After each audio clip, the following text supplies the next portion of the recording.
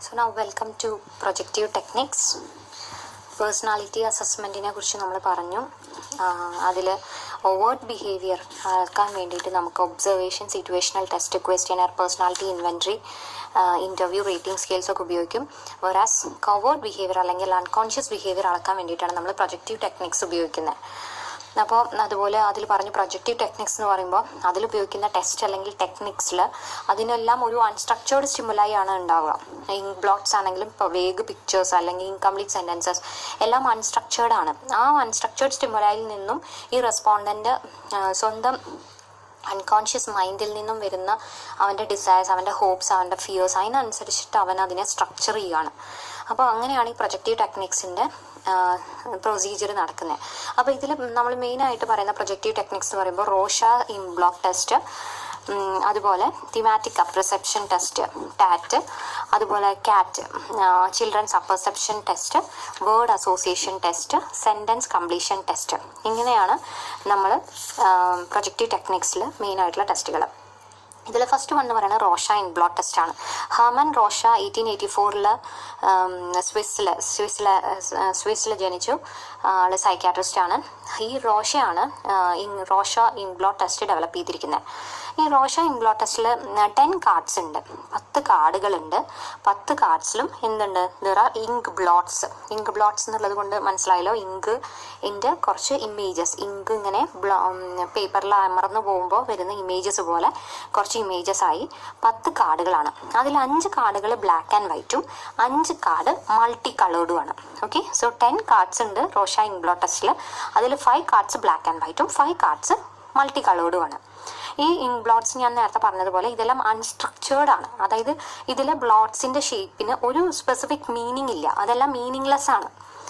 പക്ഷേ അതിനെ നമ്മളൊരു വ്യക്തി കാണുമ്പോൾ നമ്മൾ അതിനൊരു മീനിങ് ചിലപ്പോൾ കൊടുക്കുന്നു. നമ്മുടെ ഉള്ളിലുള്ള ഡിസയേഴ്സിനോ ഫീലിങ്സിനോ അനുസരിച്ച് നമ്മൾ അതിനൊരു മീനിങ് കൊടുക്കുകയാണ് ചെയ്യുന്നത്.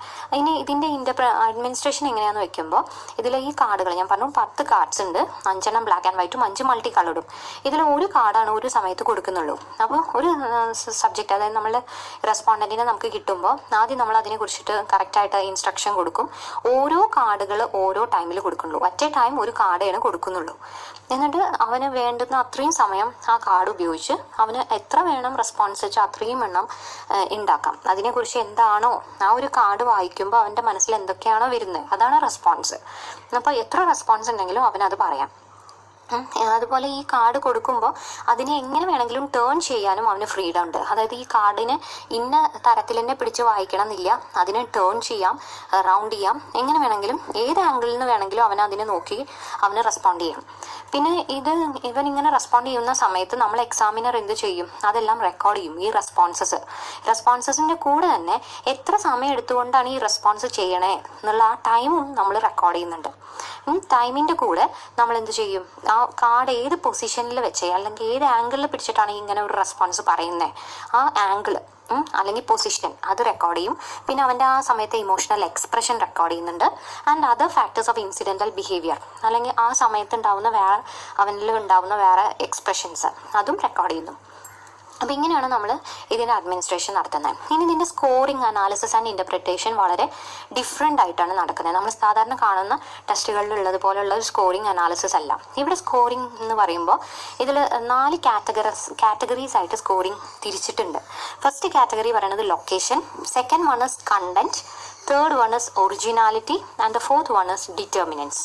നമ്മൾ പറഞ്ഞു ഈ 10 കാർഡുകളും ഓരോ സമയമായിട്ട് ഓരോന്നാണ് കൊടുക്കുന്നത് കുട്ടികൾക്ക്, ആരെയാണോ നമ്മൾ ഒബ്സർവ് ചെയ്യുന്നത്. അപ്പോൾ അതിൽ ഫസ്റ്റ് പറയുന്നത് ഇതിൽ നമ്മൾ സ്കോർ ചെയ്യുമ്പോൾ ലൊക്കേഷൻ എന്നുള്ളത് കൊണ്ട് ഉദ്ദേശിക്കുന്നത് എന്താണെന്ന് വെച്ച് കഴിഞ്ഞാൽ ഇവിടെ ലൊക്കേഷൻ എന്നുള്ള ആ ഒരു കാറ്റഗറിയുടെ ഉള്ളിൽ നമ്മൾ 5 തരത്തിൽ മാർക്കിങ് നടത്തും. ഇവിടെ സിമ്പിൾ ഉപയോഗിച്ചാണ് മാർക്കിംഗ് നടത്തുക.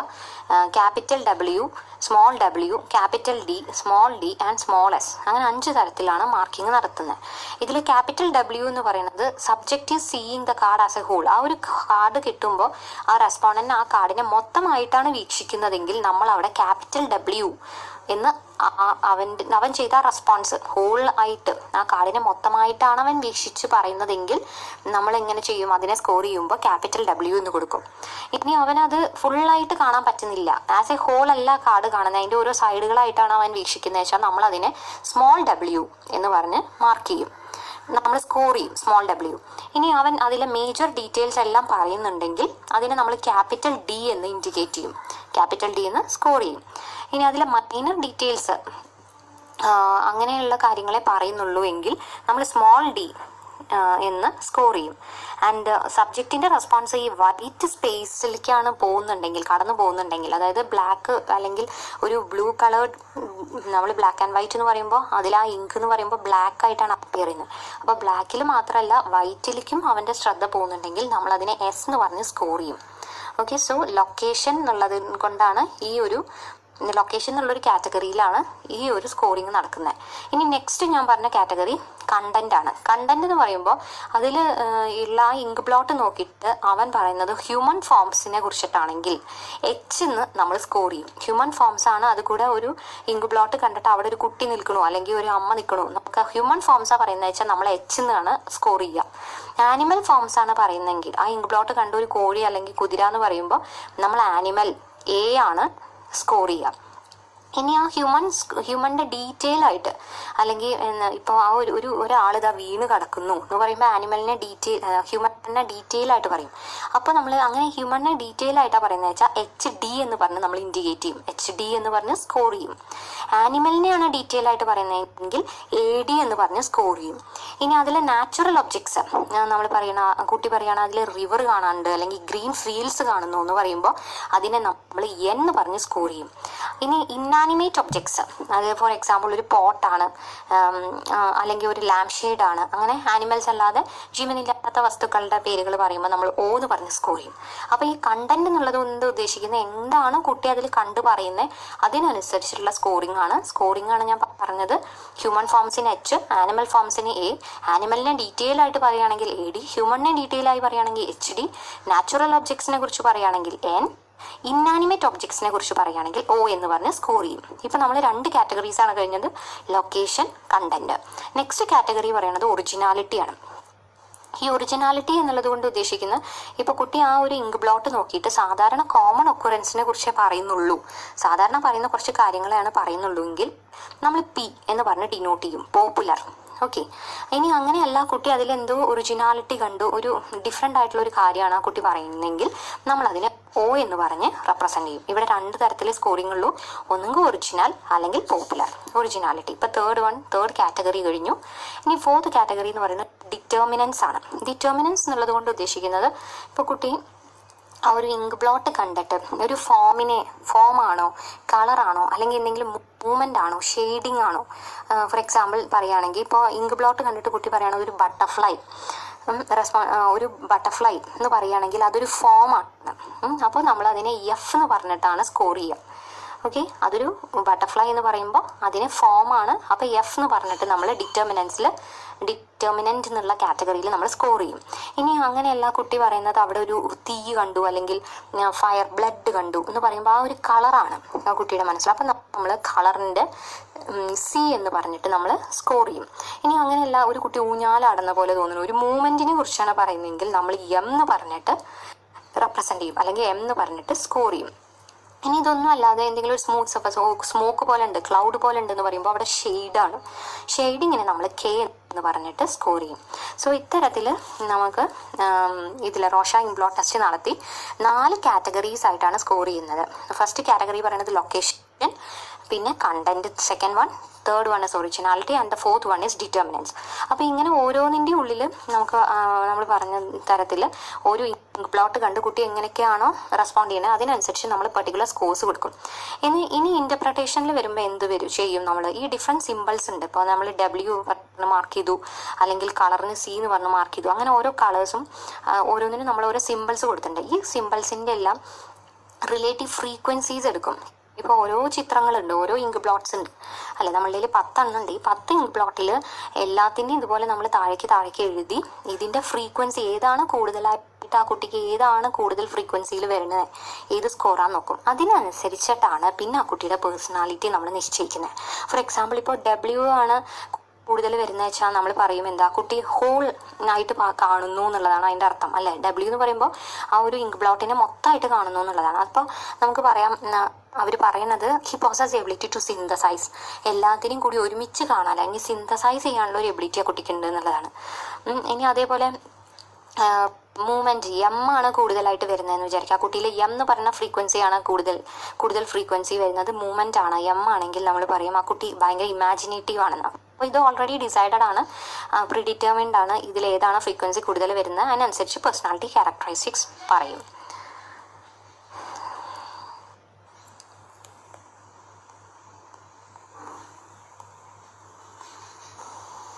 ഇനി നെക്സ്റ്റ് വരുന്ന പ്രൊജക്റ്റീവ് ടെക്നിക്ക് എന്ന് പറയുന്നത് ടാറ്റ് ആണ്, തീമാറ്റിക് അപ്രസെപ്ഷൻ ടെസ്റ്റ്. ഇതിൽ നേരത്തെ പറഞ്ഞതിൽ നിന്നും വ്യത്യസ്തമായിട്ടൊരു കാര്യം വരുന്നത് എന്താണെന്ന് വെച്ച് കഴിഞ്ഞാൽ അവിടെ അൺസ്ട്രക്ചേർഡ് ആയിട്ടുള്ള എന്തായിരുന്നു ഷേപ്സ് അല്ലെങ്കിൽ ബ്ലോട്ട്സ് ആയിരുന്നു. ഇവിടെ ഇമാജിനേറ്റീവ് തീംസ് ആണ് കൊടുക്കുന്നത്. എന്തെങ്കിലും ഒരു പിക്ചേഴ്സ് ഉണ്ടായിരിക്കും, എന്തെങ്കിലും പിക്ചേഴ്സ് ഉള്ള കാർഡ്സ് ആണ് ഇവിടെ പ്രൊവൈഡ് ചെയ്യുന്നത്. ഈ ടാറ്റ് തീമാറ്റിക് അപ്രസെപ്ഷൻ ടെസ്റ്റ് എന്ന് പറയുന്നത് ഹെൻറി മൊറെ 1943 ഇൻട്രൊഡ്യൂസ് ചെയ്തു. അത് കഴിഞ്ഞ് CD Morgan, psychologist CD Morgan അതിനെ ഫുള്ളി ഡെവലപ്പ് ചെയ്തു ലേറ്റർ. സോ ഇവിടെ ഉപയോഗിക്കുന്നത് ഞാൻ പറഞ്ഞു ഇമാജിനേറ്റീവ് തീംസ് ആണ് ഇവിടെ ഉപയോഗിക്കുന്നത്. ഈ ടാറ്റിൽ 30 പിക്ചേഴ്സ് ആണുള്ളത്. ആകെ മൊത്തം തീമാറ്റിക് അപ്രസെപ്ഷൻ ടെസ്റ്റിൽ 30 പിക്ചേഴ്സ് ആണുള്ളത്, അല്ലെങ്കിൽ 30 കാർഡ്സ്. ഈ 30 കാർഡ്സിൽ 10 കാർഡ്സ് മെയിൽസിന് മാത്രം ഉപയോഗിക്കുന്നതാണ്, മെയിൽ ജെൻഡർ ഉപയോഗിക്കുന്നതാണ്. ദെൻ 10 കാർഡ് ഫീമെയിൽസിന് മാത്രം ഉപയോഗിക്കുന്നതാണ്. ആൻഡ് ബാക്കിയുള്ള 10 കാർഡ്സ് മെയിൽസിനും ഫീമെയിൽസിനും ഒരുപോലെ ഉപയോഗിക്കാവുന്നതാണ്. സോ ഒരു തീമാറ്റിക് അപ്രസെപ്ഷൻ ടെസ്റ്റ് നമ്മളൊരു ലേഡിയിൽ ചെയ്യുകയാണെങ്കിൽ അല്ലെങ്കിൽ ഒരു ഫീമെയിലിൽ ചെയ്യുകയാണെങ്കിൽ ആ ഒരു ഫീമെയിൽ അണ്ടർഗോ ചെയ്യുന്നത് 20 കാർഡ്സ് ആണ് ആ ഒരു ഫീമെയിലിന് കിട്ടുന്നത്. അതേപോലെ തന്നെ മെയിലിനാണ് കൊടുക്കുന്നതെങ്കിൽ 10 മെയിലിൻ്റെ കാർഡും 10 രണ്ടുപേർക്കുള്ള കാർഡും, അതായത് 20 കാർഡ്. അപ്പോൾ മെയിലിനാണെങ്കിലും ഫീമെയിലിനാണെങ്കിലും 20 കാർഡുകൾ വീതമാണ് അവർക്ക് ചെയ്യേണ്ടതുള്ളൂ. ഓക്കെ, ആകെ മൊത്തം 30 കാർഡ്സ് ഉണ്ട്. അതിൽ 10 കാർഡ് ഫീമെയിലിനും 10 കാർഡ് മെയിൽസിനുമാണ്. 10 കാർഡ്സാണ് മെയിലിനും ഫീമെയിലിനും കൂടി. അപ്പോൾ മെയിലാണോ ഫീമെയിലിനാണോ അതിനനുസരിച്ച് ഈ കാർഡ്സ് ഡിവൈഡ് ചെയ്യും.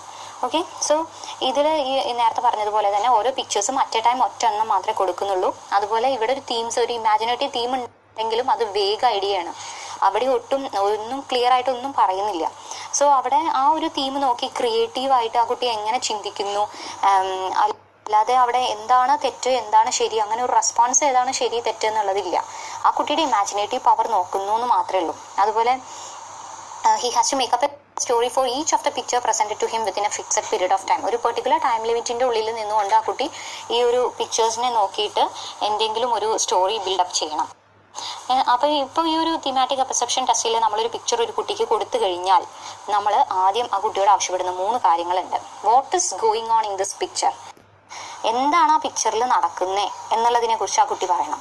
What has led to this scene, എന്തായിരിക്കാം ഈ ഒരു സീനിലേക്ക് നയിച്ചിട്ടുണ്ടാവുക എന്നതാണ് രണ്ടാമത്തെ ക്വസ്റ്റ്യൻ. ആൻഡ് മൂന്നാമത്തെ what would likely happen in such a situation, അങ്ങനെ ഒരു സിറ്റുവേഷനിൽ എന്ത് ഉണ്ടാകാം, എന്ത് സംഭവിക്കാം എന്നുള്ളത് ഏകദേശം ഒരു ഫ്യൂച്ചർ. സോ 3 തരത്തിലും അവിടെ പറയുന്നുണ്ട്. അതായത് പ്രസൻറ്റ്, പാസ്റ്റ്, ഫ്യൂച്ചർ എന്നുള്ള തരത്തിൽ ആ ഒരു തീമിനെ അല്ലെങ്കിൽ ആ ഒരു പിക്ചറിനെ ആ കുട്ടി ഇമാജിൻ ചെയ്ത് ക്രിയേറ്റീവായിട്ട് ഇമാജിൻ ചെയ്ത് അതിനെ ഡെവലപ്പ് ചെയ്യണം. അപ്പം ഇങ്ങനെ ചെയ്യുന്ന സമയത്ത് ഈ ഒരു കുട്ടി എന്ത് ചെയ്യും, അൺകോൺഷ്യസ്ലി അവൻ്റെ ഉള്ളിലുള്ള പേഴ്സണാലിറ്റി പുറത്തേക്ക് വരുന്നു. കാരണം അവന് ഒരു പെർട്ടിക്കുലർ ടൈം ലിമിറ്റ് ഉണ്ട്. ആ ടൈം ലിമിറ്റിൻ്റെ ഉള്ളിൽ നിന്നുകൊണ്ട് ഈ 3 ക്വസ്റ്റ്യൻസിനും അവന് ഉത്തരം പറയണം. അപ്പോൾ ശരിക്കും അവൻ പറയുന്ന സംഭവങ്ങൾ അവൻ്റെ ജീവിതവുമായിട്ട്, അവൻ്റെ നേച്ചർ, അവൻ്റെ ലൈഫുമായിട്ട് ബന്ധപ്പെട്ട കാര്യങ്ങളായിരിക്കും അവൻ പറയുന്നത്. അതായത് അവൻ്റെ അൺകോൺഷ്യസിൽ കിടക്കുന്ന അവൻ്റെ desires, likes, ambitions, dislike, emotions, sentiments, ഇതെല്ലാം അവൻ പറയുന്ന കഥയിൽ പുറത്തേക്ക് വരും. അങ്ങനെയാണ് നമ്മൾ ഇവിടെ അൺകോൺഷ്യസിനെ എക്സ്പ്ലോർ ചെയ്യുന്നത് ഈ ഒരു ട്രിക്കിലൂടെയാണ്. ഇവിടെ സ്കോറിങ് നേരത്തെ പറഞ്ഞതുപോലെയല്ല. ഇവിടെ സ്കോറിങ്ങിന് നമ്മൾ കുറച്ച് കാര്യങ്ങൾ നോക്കുകയാണ്. അതായത് ഫസ്റ്റ് നമ്മൾ നോക്കുന്നത് ആ കുട്ടി പറഞ്ഞ സ്റ്റോറിയിലെ ഹീറോ, ആ ഹീറോൻ്റെ പേഴ്സണാലിറ്റി എങ്ങനത്തതാണ്. അപ്പോൾ ആ കുട്ടി പറഞ്ഞ സ്റ്റോറിയിലെ ഹീറോൻ്റെ പേഴ്സണാലിറ്റിക്ക് അനുസരിച്ച് കുറച്ചൊക്കെ ഈ കുട്ടിയുടെ പേഴ്സണാലിറ്റിയിലും ഉണ്ടാവും. അതുപോലെ തീം, ആ സ്റ്റോറിയുടെ തീം എന്താണ്, അതിൻ്റെ സ്റ്റൈൽ ഓഫ് ദ സ്റ്റോറി എന്താണ്, അതിൻ്റെ കണ്ടന്റ് എന്താണ്, ആ സിറ്റുവേഷൻ ആസ് എ ഹോൾ എന്താണ്, അതായത് സബ്ജക്റ്റിൻ്റെ റിയാക്ഷൻ ആ സമയത്ത് കൊടുത്തപ്പോൾ സബ്ജക്റ്റിൻ്റെ റിയാക്ഷൻ എന്താണ്, പിന്നെ ആ കുട്ടി എന്തെങ്കിലും ഈ ഒരു പിക്ചറിൽ നിന്ന് ഒമിറ്റ് ചെയ്തിട്ടുണ്ടോ, അല്ലെങ്കിൽ എന്തിനെങ്കിലും പെർട്ടിക്കുലർ അറ്റൻഷൻ കൂടുതൽ കൊടുത്തിട്ടുണ്ടോ എന്നുള്ള കാര്യം. പിന്നെ സബ്ജക്റ്റിൻ്റെ ആറ്റിറ്റ്യൂഡ്, അതോറിറ്റിയോടും സെക്സിനോടുള്ള ഈ കുട്ടിയുടെ ആറ്റിറ്റ്യൂഡ് ഇതിൽ കൂടെ വെളിവാകുന്നുണ്ടെങ്കിൽ അതുപോലെ ഔട്ട്കം, അതായത് അവസാനം ഈ സ്റ്റോറി എങ്ങനെ ഹാപ്പി എൻഡിങ് ആണോ, അൺഹാപ്പി ആണോ, ഫണ്ണി എൻഡിങ് ആണോ, എങ്ങനെയാണ്. അപ്പോൾ ഇത്തരത്തിൽ ഇതൊക്കെ നമ്മൾ ഈ സ്റ്റോറി കുട്ടി പറഞ്ഞതിന് ശേഷം ഇതെല്ലാം അനലൈസ് ചെയ്തുകൊണ്ടാണ് ഈ കുട്ടിയുടെ പേഴ്സണാലിറ്റിയിലേക്ക് നമ്മൾ എത്തുന്നത്. So as a whole the recurring themes and features contribute more towards interpretation than a single response.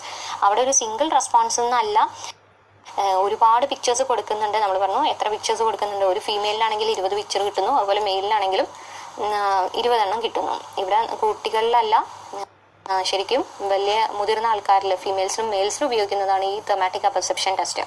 അപ്പം ഈ ഒരു 20 എണ്ണം കിട്ടിയതിൽ 20 എണ്ണത്തിലും ഏതാണോ റെക്കറിങ് തീം, 20 എണ്ണത്തിലും ഈ കുട്ടിയുടെ പേഴ്സണാലിറ്റി, ഹീറോന്റെ പേഴ്സണാലിറ്റി ഏകദേശം ഒരുപോലെ ആണെങ്കിൽ ആ ഒരു ടൈപ്പ് പേഴ്സണാലിറ്റി തന്നെയാണ് ഈ കുട്ടിയിലേക്കും എന്നുള്ള ഇന്റർപ്രിട്ടേഷനിലേക്ക് വരും.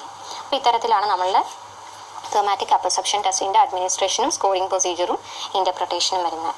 ഇനി നെക്സ്റ്റ് വരുന്നത് CAT ആണ്, ചിൽഡ്രൻസ് അപ്പർസെപ്ഷൻ ടെസ്റ്റ്. അപ്പം നമ്മൾ നേരത്തെ പറഞ്ഞതുപോലെ തന്നെയാണ് ഏകദേശം ചിൽഡ്രൻസ് അപ്പർസെപ്ഷൻ ടെസ്റ്റ്, അതുപോലെ ടാറ്റിനോട് ബന്ധമുള്ളത് തന്നെയാണ്, ബട്ട് ഡിഫറെൻ്റ് ആണ്. അതിൻ്റെ ഡിഫറൻസ് എന്താണെന്ന് വെച്ച് കഴിഞ്ഞാൽ 3 to 10 years ചിൽഡ്രന് വേണ്ടിയിട്ട് മാത്രം ഡെവലപ്പ് ചെയ്തിട്ടുള്ള ഒരു സംഭവമാണ് ചിൽഡ്രൻ അപ്പർസെപ്ഷൻ ടെസ്റ്റ്. അത് ലിയോപോൾ ബെല്ലാക്കാണ് ഫസ്റ്റ് ടൈം ഡെവലപ്പ് ചെയ്തത്. ഇതിലും ഇതുപോലെ തന്നെ 10 കാർഡ്സ് ആണുള്ളത്, ആകെ 10 കാർഡ്സ്. ഈ കാർഡുകളിലെ പ്രത്യേകത എന്താണെന്ന് വെച്ച് കഴിഞ്ഞാൽ നേരത്തെ കൊടുത്ത പിക്ചേഴ്സിലെല്ലാം ഹ്യൂമൻ ബീയിങ്സ് ആയിരുന്നു കൊടുത്തിട്ടുണ്ടായിരുന്നു. അത് തെമാറ്റിക് അപ്പർസെപ്ഷൻ ടെസ്റ്റിൽ ഉപയോഗിച്ചിരുന്ന പിക്ചേഴ്സ് എല്ലാം ഹ്യൂമൻ ബീയിങ്സിൻ്റെ തീംസ് ആയിരുന്നു, ഹ്യൂമൻ ബീയിങ്സുമായിട്ട് കണക്റ്റഡ് ആയിട്ടുള്ള തീംസ് ആയിരുന്നു. വേറാസ് ചിൽഡ്രൻ അപ്പർസെപ്ഷനിൽ ടെസ്റ്റിൽ ഉപയോഗിക്കുന്ന പിക്ചേഴ്സ് എല്ലാം ആനിമൽ ക്യാരക്ടേഴ്സ് ആണ്, animal instead of human characters.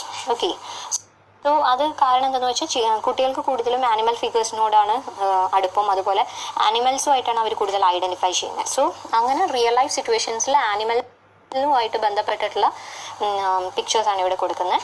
ഇവിടെ കുട്ടികൾ എന്നിട്ട് എന്ത് ചെയ്യും, അവർ ഈ ഒരു പിക്ചർ നോക്കുമ്പോൾ അവരുടെ ഉള്ളിൽ ഫാൻറ്റസി, അവരൊരു ഇമാജിനേറ്ററി ഒരു ഡ്രീമി വേൾഡിലേക്ക് അവർ പോവുകയാണ്. അപ്പോൾ അവിടെ നിന്ന് അവരുടെ എക്സ്പീരിയൻസസ്, അവരുടെ റിയാക്ഷൻസ്, അവരുടെ ഫീലിങ്സ് അവരറിയാതെ തന്നെ ഇതെല്ലാം പുറത്തേക്ക് വരും. ഇതിൻ്റെ അഡ്മിനിസ്ട്രേഷൻ പറയുകയാണെങ്കിൽ നേരത്തെ പറഞ്ഞതുപോലെ 1 by 1 ആയിട്ടാണ് നമ്മൾ ഓരോ കാർഡ്സും കുട്ടിക്ക് കൊടുക്കുന്നത്. ഇതിൻ്റെ ഇൻ്റർപ്രിട്ടേഷനും ഏകദേശം ടാറ്റിനോട് സാമീപ്യമുണ്ട്, പക്ഷെ കുറച്ചുകൂടി ഇലാബറേറ്റഡ് ആയിട്ട് ഒന്നുകൂടി ഇൻ്റർപ്രറ്റ് ചെയ്യുന്നു. 11 വേരിയബിൾസ് വെച്ചിട്ടാണ് ഇൻ്റർപ്രറ്റ് ചെയ്യുന്നത്. ഫസ്റ്റ് ഓഫ് ഓൾ ഹീറോ ആണ്, അതായത് ആ കുട്ടി പറഞ്ഞ തീമിലെ ഹീറോൻ്റെ പേഴ്സണാലിറ്റി എങ്ങനെയാണ്, പിന്നെ അതിൻ്റെ തീം എങ്ങനെയാണ്, എൻഡിങ് ഓഫ് ദ സ്റ്റോറി എങ്ങനെയാണ്, പിന്നെ ആറ്റിറ്റ്യൂഡ് ടുവേർഡ്സ് പാരൻ്റൽ ഫിഗേഴ്സ്, ഹാറ്റഡ്, ദേഷ്യമാണോ, റെസ്പെക്റ്റ് ആണോ, ഡിവോഷൻ ആണോ പാരൻ്റൽ ഫിഗേഴ്സിനോട്, പിന്നെ ഫാമിലിയുടെ റോള് എങ്ങനെയാണ്, അതിൽ കുട്ടി എങ്ങനെയാണ് കുട്ടീനെ ഫാമിലിയിൽ എന്ത് റോളിനോടാണ് ഐഡൻറ്റിഫൈ ചെയ്തിരിക്കുന്നത്, പിന്നെ പുറത്തുനിന്ന് വന്നിട്ടുള്ള എലമെന്റ്സ് എന്തൊക്കെയാണ്, ഇത് പിക്ചറിലല്ലാത്തതായ കുട്ടി ആഡ് ചെയ്തിട്ടുള്ള എലമെന്റ്സ്, പിന്നെ കുട്ടി ഒമിറ്റ് ചെയ്തിട്ടുള്ള എലമെന്റ്സ് എന്തൊക്കെ ഉണ്ട്, പിന്നെ നേച്ചർ, ആങ്സൈറ്റിയുടെ നേച്ചേഴ്സ് എന്തൊക്കെയാണ്, ലവിൻ്റെ ലോസ് അല്ലെങ്കിൽ ഹറാസ്മെന്റ്, ഫിയർ, അങ്ങനെ എന്തെങ്കിലും ആങ്സൈറ്റീസ് എല്ലാം കുട്ടി അതിൽ പറഞ്ഞിട്ടുണ്ടോ, പിന്നെ ക്രൈമിന് വേണ്ട പനിഷ്മെന്റിനെ കുറിച്ചിട്ടുള്ള കുട്ടിയുടെ അഭിപ്രായം എന്ത്, പിന്നെ കോൺഫിഡൻസ്, കുട്ടിയുടെ എന്താ പറയുക ഡിഫെൻസും കോൺഫിഡൻസ് ലെവലും, അതുപോലെ വേറെ എന്തെങ്കിലും സപ്ലിമെൻ്ററി ഫാക്ടേഴ്സ്, ലാംഗ്വേജിൻ്റെ സപ്ലിമെൻ്ററി യൂസ്, അങ്ങനെ ബാക്കി കാര്യങ്ങളും കൂടി ഇതിൽ നമ്മൾ ഇൻ്റർപ്രിട്ടേഷനിൽ യൂസ് ചെയ്യുന്നു. So that's all with CAT. And next one is word association test. Word association test വളരെ സിമ്പിളാണ്. അതിൽ ആദ്യം എന്ത് ചെയ്യണമെന്ന് വെച്ച് കഴിഞ്ഞിട്ടുണ്ടെങ്കിൽ examiner he would speak a series of words one at a time. അപ്പം ഒരു സമയത്ത് ഒരു വേർഡ് മാത്രം, അങ്ങനെ കുറച്ച് വേർഡുകൾ ഇങ്ങനെ ഒരു സീരീസ് ഓഫ് വേർഡ്സ് എക്സാമിനർ പറയണം. അപ്പോൾ ഓരോ വേർഡ് പറയുമ്പോഴും ഒരു വേർഡ് ആദ്യം പറയും, ആ വേർഡ് പറഞ്ഞ ഉടനെ തന്നെ immediately after the first word the respondent have to say a word. ഒരു വേർഡ് അവൻ്റെ മനസ്സിലേക്ക് വരുന്ന ഒരു വേർഡ് ആ സമയത്ത് തന്നെ പറയണം. വീണ്ടും എക്സാമിനർ ഒരു വേർഡ്, അടുത്ത വേർഡ് പറയും, അപ്പോൾ റെസ്പോണ്ടന്റ് വീണ്ടും ഒരു വേർഡ് വരും. അപ്പോൾ അങ്ങനെ അത് കണ്ടിന്യൂ ചെയ്തിട്ട് പോകും. ഓക്കെ, സോ എക്സാമിനർ പിന്നീട് എന്ത് ചെയ്യും, ഇത് മുഴുവൻ റെക്കോർഡ് ചെയ്ത് വെച്ച് ഓരോ എക്സാമിനർ പറഞ്ഞ ഓരോ വേർഡിനും എന്ത് റെസ്പോൺസാണ് കുട്ടി പറഞ്ഞേ, അങ്ങനെ ഈ ഒരു സീരീസ് ഓഫ് വേർഡ്സിൽ മുഴുവൻ എന്തൊക്കെ റെസ്പോൺസ് പറഞ്ഞു അതിനനുസരിച്ച് ആ കുട്ടിയുടെ പേഴ്സണാലിറ്റി അളക്കുന്ന രീതിയാണ് word association test. And last one is sentence completion test. Sentence completion test എന്ന് പറയുമ്പോൾ അവിടെ ഒരു ലിസ്റ്റ് ഓഫ് ഇൻകംപ്ലീറ്റ് സെന്റൻസസ് ഉണ്ട്. അത് ഓപ്പണൻറ്റഡ് ആണ്, അതായത് കുട്ടിക്ക് ഇഷ്ടം ഉള്ളതുപോലെ അവിടെ കംപ്ലീറ്റ് ചെയ്യാം.